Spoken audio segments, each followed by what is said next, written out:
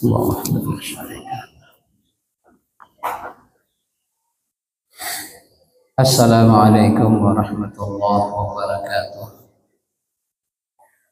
Alhamdulillahilladzi an'amana bi ni'matil iman wal islam. Wassalatu wassalamu ala sayyidina Muhammadin khairil anam wa ala alihi wa sahbihi al-kiram. Rabbi shrah li sadri wa yassir li amri wa hlul 'uqdatam min lisani yafqahu qawli. Al-Fatihah dengan al-Fatihah. Imam Daulah Haji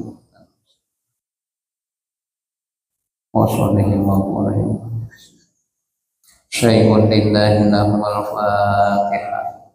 A'udzubillahi minasyaitonir rajim. Bismillahirrahmanirrahim.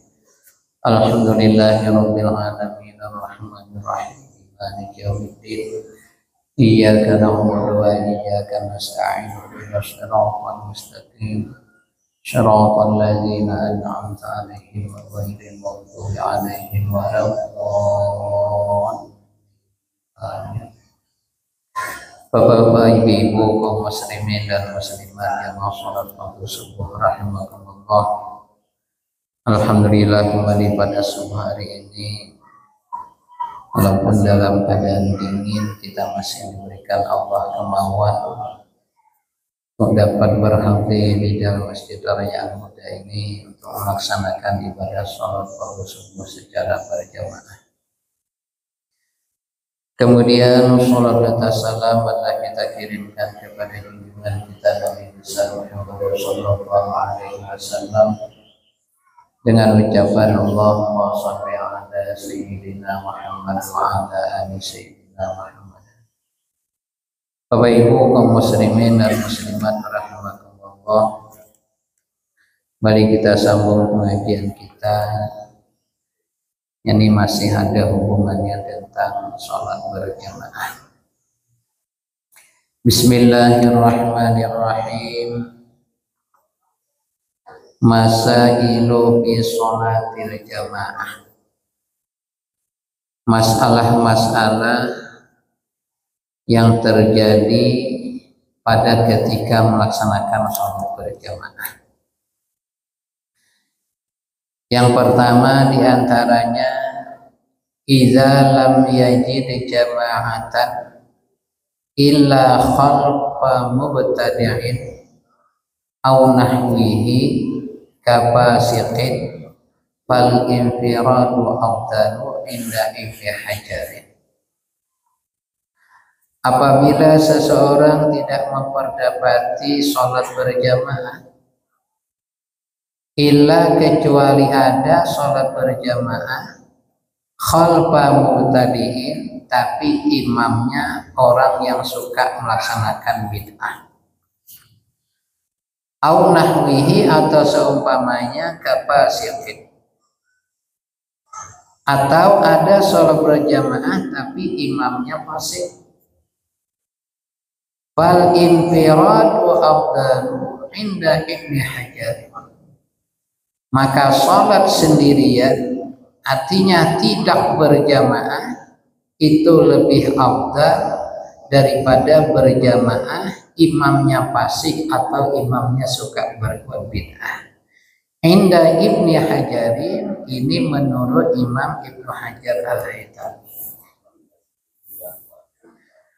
Wa inda Ramli, adapun menurut Imam Ramli, annal jama'ata afdal, bahwasanya sholat berjamaah walaupun dalam keadaan demikian imamnya fasik, maka berjamaah tetap lebih afdal menurut Imam Ramli. Jadi artinya Bapak Ibu ada khilafiyah. Menurut Imam Ibnu Hajar, kalau imamnya imam fasik maka lebih afdal sholat sendiri. Tapi menurut Imam Ramli, berjamaah tetap lebih afdal sekalipun imamnya imam fasik. Kemudian yang kedua, al-infiradu bil masajid salasa, Sholat sendiri artinya tidak berjamaah pada 3 masjid. Maksudnya as-sholatu munfaridan bil haramain. Bagaimana yang artinya mana afdalnya berjamaah daripada sholat sendirian ketika kita berada di tanah haramain, yakni al-Makki, pada ketika kita berada di tanah Makkah, yang artinya sholat di Masjidil Haram itu mana afdalnya sendirian daripada berjamaah. Wal madani, dan juga ketika sholat di Masjidil Nabawi atau Masjid Madinah. Wal Masjidil Aqsa, dan ketika melaksanakan sholat di Masjidil Aqsa. Afdalu minas sholati jama'atan bi ghairihima 'inda ramlihi.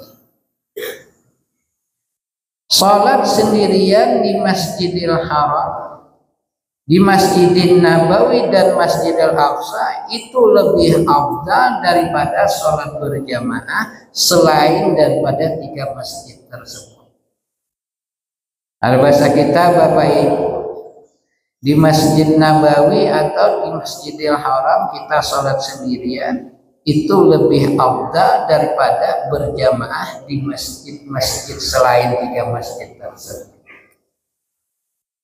Barangkali kita telah mengetahui Bapak Ibu bahwasanya fadilah kita melaksanakan sholat di Masjidil Haram itu menyamai 100.000 kali lipat daripada masjid lain. Atau salah satu di antara keuntungan kita beribadah melaksanakan umrah ataupun ibadah haji. Adapun sholat di Masjidil Nabawi itu menyamai 1000 kali sholat selain daripada Masjid Nabawi. Adapun di Masjidil Aqsa itu menyamai 500 kali kita melaksanakan di masjid-masjid lainnya. Jadi sholat sendiri daripada 3 masjid itu tetap lebih afdal daripada sholat berjamaah selain daripada 3 itu masjid. Inda Ramli, itu menurut Imam Ramli. Khilafan li Ibnu Hajarin, bersalahan pendapat bagi Imam Ibnu Hajar Al-Haytami. Jadi ini khilafiyah juga Bapak Ibu. Menurut Imam Ramli, salat di 3 masjid tersebut walaupun sendirian tetap lebih afdal daripada salat di masjid selain 3 tersebut. Adapun menurut Imam Ibnu Hajar, salat berjamaah tetap yang lebih afdal. Kenapa? Karena menurut Imam Ibnu Hajar liqaidatin, ada suatu kaidah, al-fadilatul muta'alliqatu bizatil ibadah. Fadilah yang ada hubungannya dengan zat ibadah itu sendiri afdalu minal muta'alliqati bi makanil ibadah. Itu lebih afdal daripada yang ada hubungannya dengan tempat ibadah. Jadi artinya ini juga khilafiyah. Kemudian yang ketiga, jama'atul masjid. Al-jama'atu lirrajuli bis sholatil maktubati bil masjidi afdalu minal baiti. Sholat berjamaah bagi laki-laki bis sholatil maktubati, pada ketika melaksanakan sholat maktubah, yakni sholat fardu yang 5 kali di dalam 1 hari 1 malam. Sholatnya bil masjidi, berjamaah di masjid, lebih afdal minal baiti, daripada sholat berjamaah di rumah. Tapi ini khusus dengan laki-laki. Sholat berjamaah di masjid lebih afdal daripada sholat berjamaah di rumah. Catatan, itu sholatnya sholat fardu ataupun sholat maktubah. Kenapa? Li'anna maslahata talbiha bil masjidi tazidu ala maslahati wujudiha bil bait. Karena kemaslahatan melaksanakan sholat fardu di masjid itu banyak dibanding kemaslahatan yang dikerjakan berjamaah di rumah. Nah, diantaranya apa? Diantaranya kita dapat silaturahim.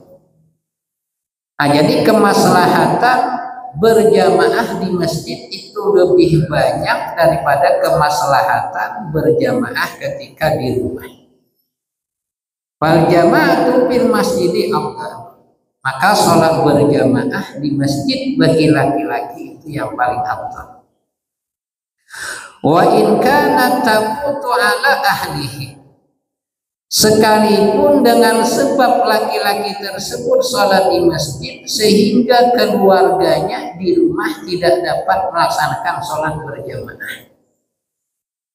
Artinya seorang laki-laki barangkali suami kalau dia ke masjid di rumah kada berjamaah, maka bagi laki-laki tersebut tetap afdal sholatnya di masjid berjamaah. Bahkan wa in qama syi'aru bi ghairihi, dan sekalipun syiar bi ghairihi itu ada selain daripada masjid. Artinya barangkali sholat berjamaahnya banyak, ada di majelis taklim, barangkali ada di rumah dan lain sebagainya, maka tetap sholat bagi laki-laki berjamaah di masjid itu yang lebih afdal, dengan catatan sholat waktu. Adapun sholat sunnah secara umum itu afdalnya di rumah, kecuali sholat sunnah yang disunahkan untuk berjamaah, dan kecuali sholat sunnah yang dipraktekkan Rasulullah melaksanakannya di masjid. Mana diantaranya? Seperti sholat duha. Nah, sholat duha itu afdal di masjid. Kenapa? Karena ittiba kepada Rasulullah SAW. Adapun sholat qabliyah, ba'diyah, adapun rawatib dan sholat-sholat sunnah yang lainnya itu afdal di rumah, dengan catatan kalau terkejar ke masjid.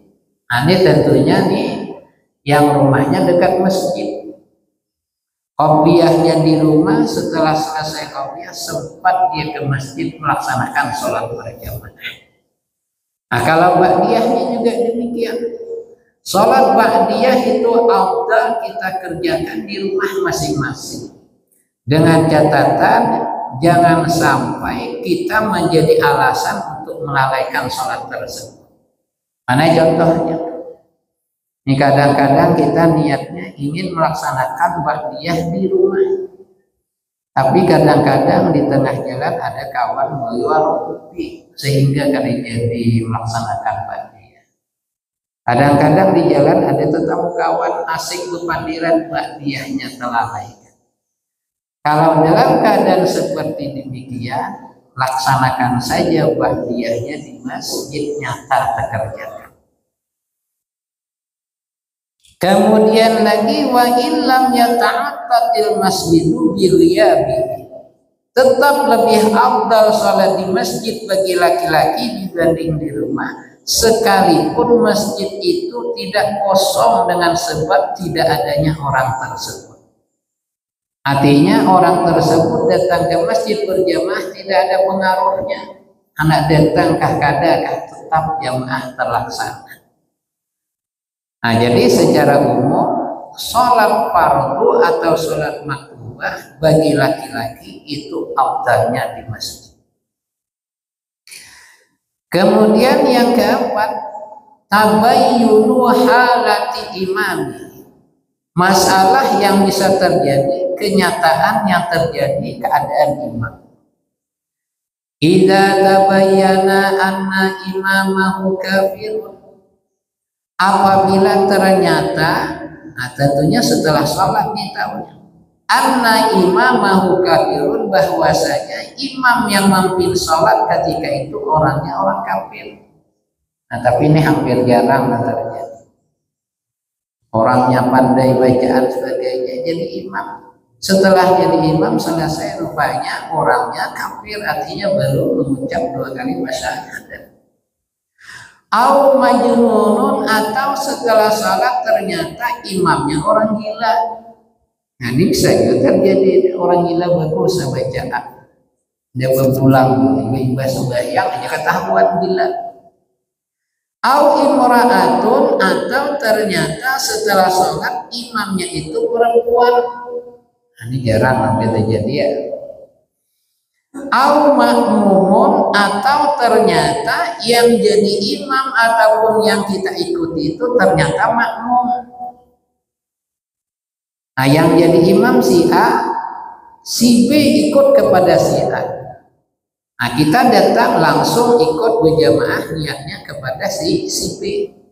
Ternyata setelah selesai tahu bahwasanya dia bukan imam tapi makmum. Itu tidak sah.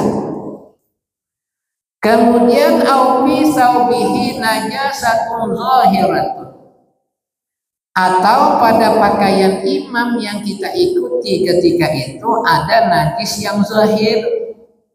Arti najis zahir wahiyal lati la takhfa bitta'ammul, najis yang tidak akan tersembunyi bitta'ammuli, dengan diteliti terlebih dahulu.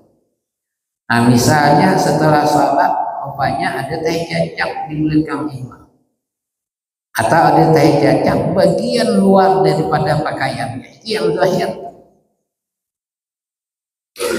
Kemudian au-ummiyun, atau ternyata imamnya ummi, artinya bacaan Fatihahnya tidak betul. Dalam beberapa keadaan masalah yang di atas itu fatajibu alaihil i'adah, maka wajib atas makmum tersebut mengulangi sholatnya. Ini yang bisa terjadi di antara beberapa contoh ini. Pertama di antaranya najis tadi. Setelah selesai sholat ternyata imamnya ada najis, tapi najis yang zahir. Nah maka kita yang jadi makmum mengetahuinya juga wajib mengulang sholatnya. Atau imamnya ummi. Nah ini bisa terjadi Bapak Ibu ketika barangkali sholat yang sir. Sholat yang sir ketika jadi imam kita tidak mendengar persis bacaan Fatihah imam tadi.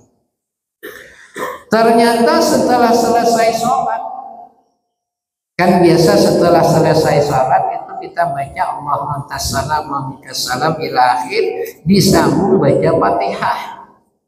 Ketika imamnya itu baca Fatihah, kita mendengar bacaan Fatihahnya tidak betul, maka wajib makmum tersebut mengulangi sholatnya. Kenapa? Kalau bacaan di luar sholatnya tidak betul, berarti di dalam sholatnya juga tidak betul. Makanya perlu kita perhatikan sekali menjadi imam. Nah jadi kalau ternyata setelah selesai sholat bacaan Fatihah imam tidak betul, maka makmum wajib mengulangnya. Kemudian bikhilafi ma idza tabayyana anna imamahu muhdisun ay hadasan asghara au akbar. Beda hukumnya, artinya kalau hukum yang di atas tadi imamnya ada najis yang zahir, maka wajib makmum mengulang sholatnya kalau tahunya setelah sholat. Tapi kalau imamnya punya hadas kecil atau hadas besar, setelah sholat makmum tidak wajib mengulangnya. Kenapa? Karena hadas kecil, hadas besar ini di luar kemampuan kita untuk mengetahuinya. Kalau setelah sholat di imam aku sembahyang tadi kada berwudu, wajibkah kita mengulang? Tidak wajib. Tapi andai kata mengulang hukumnya boleh. Ya, jadi hukumnya tidak wajib dia mengulang. Atau ternyata setelah selesai salat di imam aku tadi keingatan mandi wajib. Nah bagaimana? Tidak wajib makmum tadi mengulang salat. Au bihi najasatun khafiyatun, atau ternyata imamnya setelah salat ada mempunyai najis yang khafi, yang najis yang tidak mungkin diketahui oleh para jamaah. Misal Ketika imamnya tadi sholat, mohon maaf, barangkali pakai celana dalam yang kena najis, atau di luar kemampuan kita untuk mengetahuinya.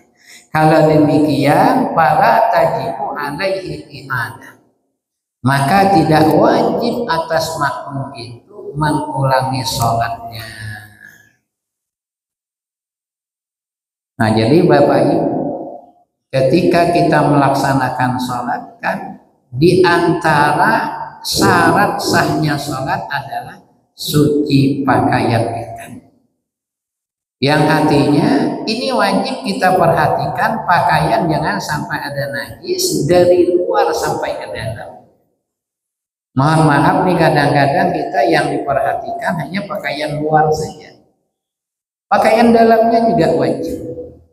Artinya dipastikan jangan sampai pakaian yang kita pakai atau yang kita bawa, baik yang pakaian luar atau pakaian dalam, jangan sampai ada najisnya. Nah, jadi kayak apa kalau kita sholat sendiri? Nah, mohon maaf ya, setelah kita sholat baru kita sadar pakaian yang kita pakai itu najis.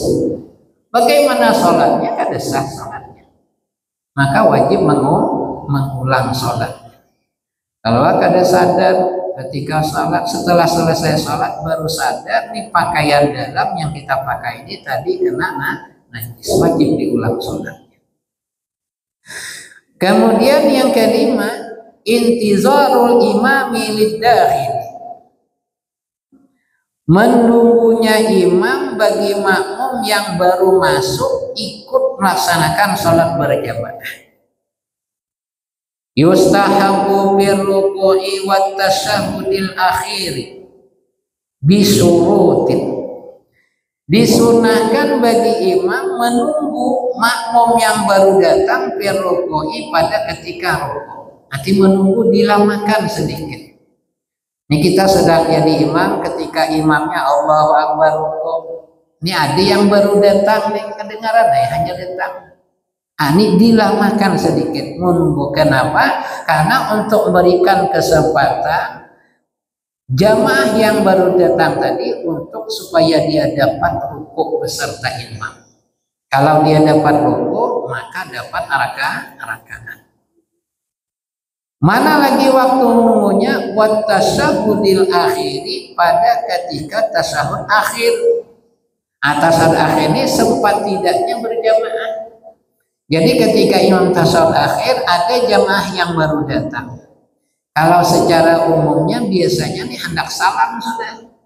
Tapi karena ada makmum baru datang dipanjangkan sedikit. Artinya dengan cara apa? Barangkali ditambah baca doanya. Supaya makmum sempat takbiratul ihram, setelah dia takbir, kemudian dia duduk, dapat dia fadilah sholat berjamaah. Nah, jadi sunnah imam itu menunggu makmum itu pada dua tempat. Bahkan waqad yusanul intizaru fi ghairihima. Terkadang disunahkan imam itu menunggu jamaah yang baru datang selain pada ketika rukuk dan tasyahud akhir.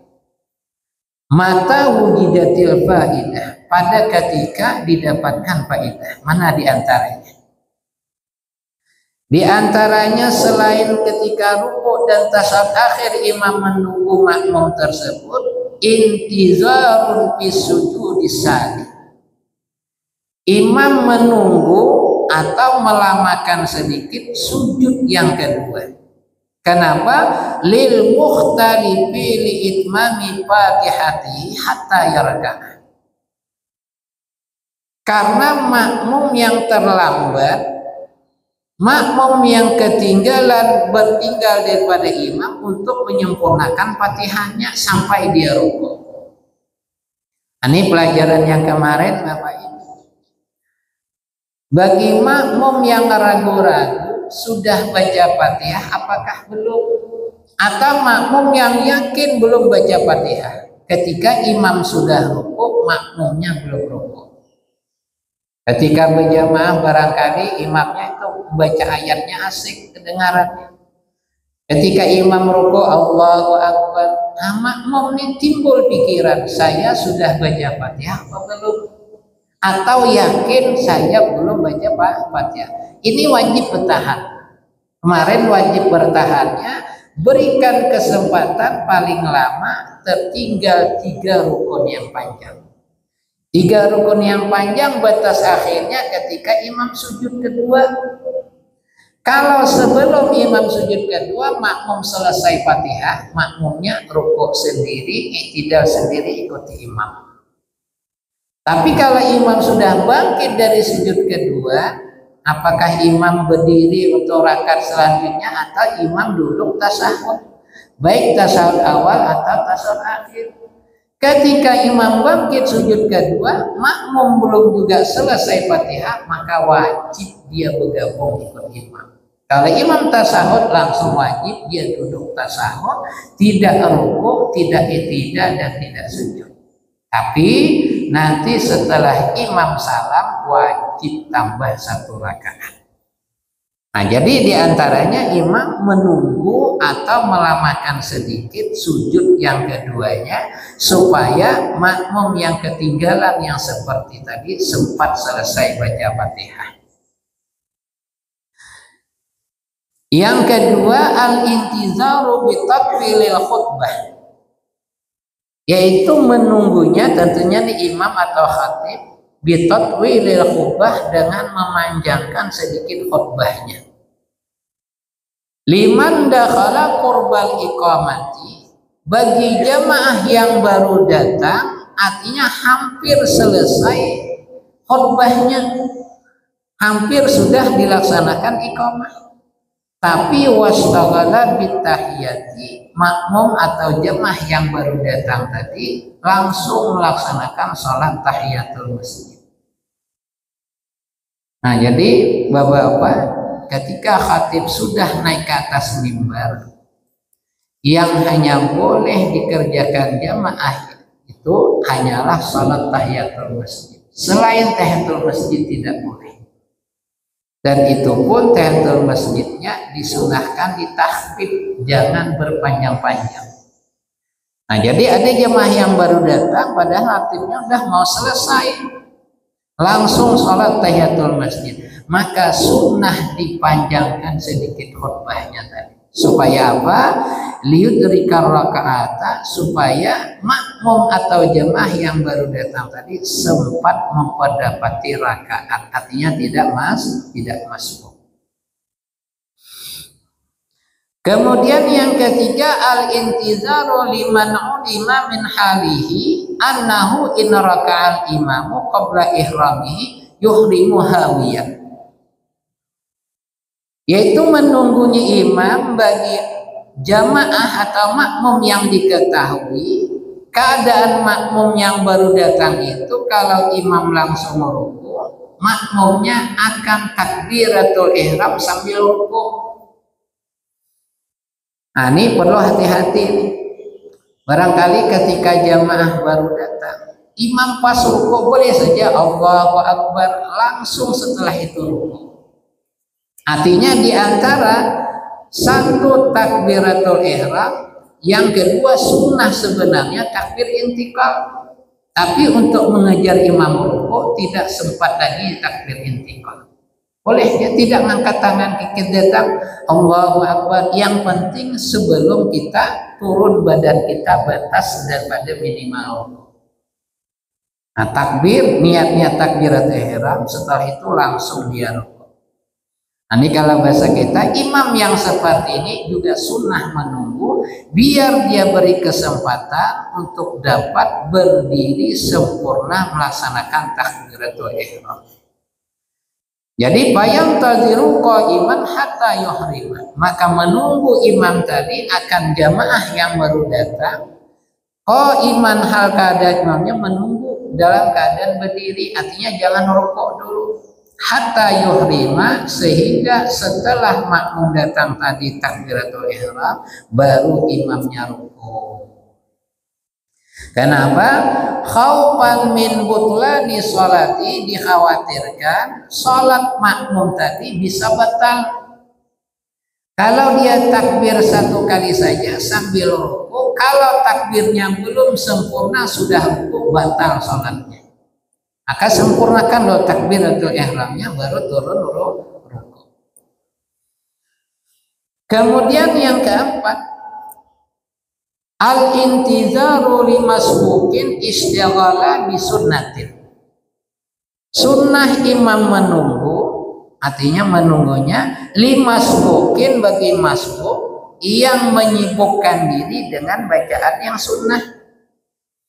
Tarik masbuk Bapak Ibu, makmum atau jamaah setelah takbiratul ihram tidak akan sempat selesai membaca Fatihah. Ini secara umum. Nah, jadi secara umum setelah dia takbir tidak akan sempat selesai Fatihah, itu tarik masbuk. Cuma yang masbuk ini sudah kebiasaan setelah dia takbir dia membaca dua iftitah. Nah, ini bagus nih. Udah istiqomah dia baik sholat fardu baik sholat sunnah setelah takbiratul ihram dia baca doa iftitah. Pada suatu hari yang orang seperti ini datangnya terlambat atau masbuk, tanpa sadar setelah takbiratul ihram dia baca dua iftitah. Barangkali misalnya sampai Allahu akbar kabira walhamdulillahi katsiran wa subhanallahi wa tawassil. Sadar makmum ini bahwasanya dia masbuk. Jadi sebenarnya masbuk ini tidak perlu baca dua iftitah lagi. Tapi karena sudah kebiasaan terlanjur tanpa sadar terbaca dua iftitah, maka makmum masbuk seperti ini wajib dia membaca Fatihah minimal sebanyak huruf-huruf dua iftitah yang ia baca tadi. Kalau diperkirakan misalnya sampai Bukratawa Asila tadi diperkirakan 3 ayat Fatihah baru menyamai, maka wajib dia membaca 3 ayat Fatihah. Kada boleh rukuk untuk menambali baca bacaan yang sunnah tadi. Jadi dalam keadaan seperti itu sunnah imam menunggu melamakan rukuknya supaya dia sempat menutupi bacaan wajib sebanyak bacaan-bacaan sunnah tadi.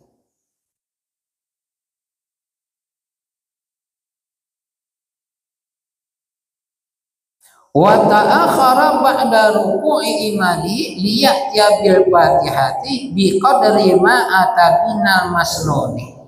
Nah, jadi imam tadi menunggunya tadi pada ketika ruku. Kalau sudah terlanjur ruku, menunggunya berapa lama? Diperkirakan sampai makmum tadi yang terbaca sunnah tadi dia dapat menutupi bacaan yang sunnah tadi.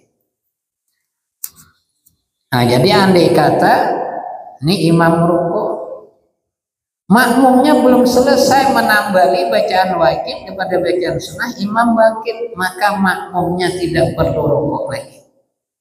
Kalau tadi menambali ini hanya alhamdulillah bil amin seharusnya sampai iya karena sami Allah liman hamidah ya imam. Bagaimana nih? Maka dia tidak lagi rukuk. Kenapa? Andai kata walaupun rukuk juga tetap tidak dapat rakaat. Nah, jadi sunnah imam melamakan rukuknya supaya makmum yang seperti tadi sempat memperdapati imam rukuk. Kemudian yang kelima, al-intizaru limasbukin ta'akhara jahlan li itmamil fatihati ba'da ruku'i imami. Menunggunya imam bagi makmum yang masbuk ketinggalan dia jahlan dalam keadaan jahil. Dia masbuk ketinggalan Fatihahnya tadi li'itmamil fatihati untuk menyempurnakan Fatihah. Nah, jadi artinya Bapak Ibu yang namanya makmum masbuk berapa dapat bacaan Fatihahnya langsung rukuk. Sempat rukuk dan tumakninah dengan imam maka dapat rakaat. Sebaliknya makmum yang masbuk walaupun selesai Fatihahnya, kalau tidak sempat rukuk tumakninah beserta imam maka tidak dapat rakaat. Nah, jadi ada orang nih yang masbuknya tanggung. Artinya satu ayat lagi selesai Fatihahnya. Imam rukuk karena dia jahil tidak memahami, selesaikannya Fatihahnya. Nah, dalam seperti itu imam sunnah nih melamakan sedikit rukuk supaya orang masbuk yang jahil ini sempat selesai Fatihah sehingga dia ikut rukuk dan 4 rakaat. Ini sering juga kadang ditanyakan, makmum yang masbuk yang hanya tinggal 1 ayat Fatihah lagi, bagaimana hukumnya? Sunnah menyelesaikan bacaan Fatihah. Kalau masbuk tidak wajib sampai selesai karena dia masbuk. Misalnya sampai ihdinas shiratal mustaqim, masbuk ini membaca, imam rukuk, bagaimana? Sunnah dia bertahan menyelesaikan baca Fatihah. Arti sunnah kalau dia langsung rukuk tidak masalah. Artinya kalau dia bertahan selesai Fatihah sempat rukuk beserta imam tumaninah maka dapat rakaat. Sebaliknya kalau dia bertahan 1 ayat menyempurnakan Fatihah, ketika dia rukuk tidak sempat tumaninah beserta imam. Bahasa kita terselisih. Imam bangkitnya turun, selesai Fatihahnya, tetap tidak dapat rakaat. Nah, jadi intinya kalau kita masbuk ketika imam rukuk langsung saja rukuk.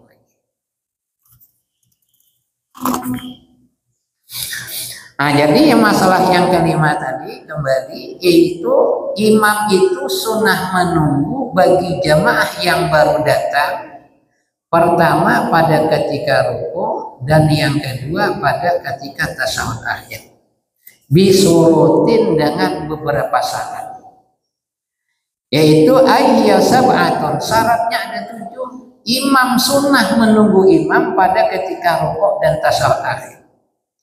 Yang pertama syaratnya ayya'taqidad dakhilu idrakar rakaati birruku'i, beriktikad, berkeyakinan makmum yang baru datang tadi memperdapati rakaat birruku'i dengan rukuknya imam. Artinya paham nih makmumnya. Ini kalau sempat rukuk beserta imam maka dapat rakaat. Kalau tidak sempat tidak dapat rakaat. Nah, itu yang perlu ditunggu. Tapi mun yang kada paham toh mahadanginya kan panjang mancap rukuknya. Nah, kan sering nih, hati-hati nih, sering terlambat yang masuk rukuk tak selisih dengan imam kada dapat rakaat. Yang kedua syaratnya imam sunnah menunggu Allah ya'tadal mut'a fi taharrumihi. Makmumnya itu tidak terbiasa berlambat-lambat takbiratul ihram. Nah, ini ada yang tamahir demikian. Imam talah dapat ya hanya takbir. Memang secara umum setelah kita takbir belum sempat selesai baca Fatihah imam rukuk, ini masbuk hukumnya. Tapi masbuknya diulah-ulah. Ini kayak tarawih. Imam takbir numpan diren, imam baca ayat hanya takbiratul ihram. Imam rukuk 4 rukuk. Apa yang seperti imam tidak sunnah menunggunya. Yang sudah kebiasaan berlambat-lambat takbiratul ihramnya. Jadi hadami ini. Yang ketiga syaratnya ayyaduna ityanahu bitaharrumi alal wajhi syar'i. Bahwasanya sangka kuat imam bahwasanya makmum yang baru datang tadi melaksanakan takbiratul ihramnya sesuai dengan aturan syariat agama. Nah, artinya sesuai syariat agama yang pertama kan sunnah juga kita melapaskan untuk lapas niat. Nah, setelah itu takbir. Kemudian yang keempat, Allah yakhsha khurujal waqti. Bahwasanya imam tidak khawatir dengan sebab menunggu makmum tadi akan kehabisan waktu sholat. Artinya dengan sebab menunggu, kalau ini akan keluar waktu sholat tidak sunnah lagi menunggu. Kemudian yang kelima, Allah yatulal intizar. Syaratnya imam menunggu makmum tadi baik pada ketika rukuk atau pada ketika tasyahud akhir, syarat jangan terlampau lama. Kalau lawasan kada sunnah lagi. Mana ukuran lama? Bihaitsu law zina ala jami'i af'ali sholati la dhahara li hadri intizari asrun mahsusun fi kulli fi'lin ala hiyani. Jadi ukurannya, sebab menunggu tadi, kalau kita bagi-bagi pada pergerakan sholat, rukuk, sujud, iktidal, lain sebagainya, ini sangat-sangat nampak ketahuan lamanya menunggu ini. Biasanya sembahyang cuma 5 menit, dengan sebab menunggu jadi 10 menit. Nah, ini kada sunnah lagi. Artinya menunggunya tidak lama. Kemudian yang keenam, alla yumayyiza bainad dakhilina. Ini yang sangat penting. Sunnah imam itu menunggu jamaah yang baru datang tadi. Catatan, imam tidak boleh membeda-bedakan orang yang baru datang. Nah, ini kalau perguruan datang ditungguinya, mengkada-kada. Kalau yang datang tuh kawanan ditungguinya, mengkada kawan kada tunggu. Tidak boleh, harus sama, tidak ada perbedaan. Siapakah yang baru datang tadi? Maka imamnya sunnah menunggu. Artinya tidak boleh membeda-bedakan. Fala yantadhiru wahidan duna akhar. Tidak boleh imam itu menunggu satu orang duna akhar, bukan yang lainnya. Nah, ini ya, di dalam praktik jamaah juga demikian. Jangan sampai membeda-bedakan jamaah yang datang. Kemudian yang ketujuh, syaratnya ayyakuna intizaru liwajhillahi ta'ala. Imam menunggu jamaah yang baru datang tadi semata-mata mengharapkan ridha Allah Subhanahu wa ta'ala, bukan karena iming-iming dan lain sebagainya. Karena Bapak Ibu, kita memang tidak bisa mempungkiri orang yang baik kepada kita dengan orang yang tidak baik. Itu kita perlakunya beda. Tapi ketika di dalam sholat ini tidak boleh terjadi. Harus disamakan. Baikkah orang itu kepada kita, kada, kah kawan, kah kada, kah paguruan, kah bubuhan, kah kada. Harus kita tunggu. Jangan sampai membeda-bedakan, dan menunggunya itu juga semata-mata mengharapkan ridha Allah Subhanahu wa ta'ala. Nah, Bapak Ibu kaum muslimin dan muslimat rahimakumullah, barangkali sampai di pengajian kita, mudah-mudahan apa yang kita sampaikan bermanfaat, dan tentunya kita diberikan kemudahan memahaminya dan juga diberikan kemudahan dalam mengamalkannya. Amin ya rabbal alamin. Amin amin ya rabbil alamin. Bismillahirrahmanirrahim.